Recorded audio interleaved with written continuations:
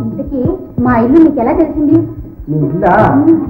ఆ నందగోపాలుడికి తెలియంది లేదు, ఈ ఆనందగోపాలుడికి చెయ్యంది లేదు. చెప్పమంటా? మీ నాన్న పేరు కేఎస్ పత్తి బిఏబిఎల్ అందుకే మీ ఎత్తు 5 అడుగుల 2 అడుగులు, మీ బరువు 135 పౌండ్లు, మీ టెలిఫోన్ నంబర్ 531 అంటే 53. అలాగా? ఇలా రండి. కానీ నా డైరీ మీకు ఎలా దొరికింది? అప్పుడు ఇది దొరకలేదండి, మనం దక్కించుకున్నాం. అదే ఎలాగని అడుగుతున్నాను. అదే కనిపెట్టు చెప్తున్నాను. అదంతా ఈ పిల్లల గ్రోహి మనమే తలుచుకుంటే ఈ పబ్లిక్ వనాన్ని బృందావనం చేయగలం. కానీ ఆగారే? ఇప్పట్లో వద్దులే. ఎందుకని? ప్రస్తుతం నేను పెళ్ళాడదలుచుకోలేదు. అంటే మీకు పెళ్లి నిర్ణయం చేస్తున్నారా? అబ్బే నాకే కంటారు. మరేం పర్వాలేదు, మా వాడు నాకు బలవంతాన్ని పెళ్లి చేస్తానా, నేను మాత్రం చేసుకోను.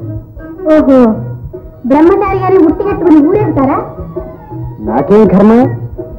అసలు విషయం ఏమిటంటే నా గృహలక్ష్మి ఉండడానికి వీలుగా లేదు మా గృహం.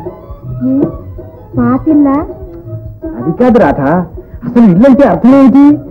గృహమే కదా స్వర్గసీమ అన్నారు పెద్దలు. మా ఇల్లు పూర్తిగా దానికి వ్యతిరేకం.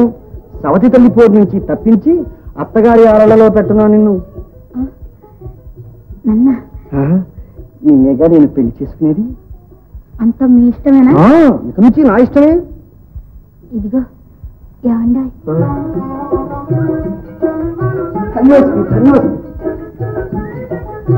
దేవి దేవి అగుదేవి, ఇదిగో అలాగే ఇంకొకసారి పిలు. ఏ నన్ను పెళ్ళాడడం నీకు ఇష్టం లేదా? ఇదిగో నేను బిఏ పూర్తి చేస్తే కనీసం నెలకు 200 రూపాయలైనా సంపాదిస్తాను. అంటే నేను నెలకు 200 సంపాదిస్తానన్నమాట. నువ్వు కూడా ఉద్యోగం చేస్తావా?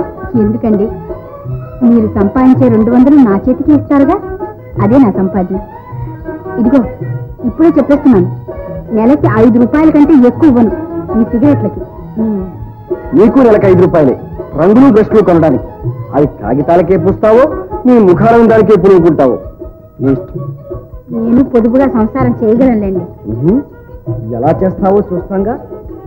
రాధ, ఇక నుంచి ఏం జరిగినా ఎంత కాలమైనా నువ్వు నా కోసం ఆగుంటావు కదూ.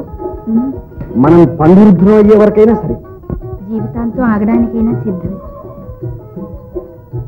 రాధ, ఈ కార్పొరేషన్ ఇక నుంచి బృందావనం ఈ రాధాకృష్ణుల ప్రేమ గీతాలతో పరమపావనం.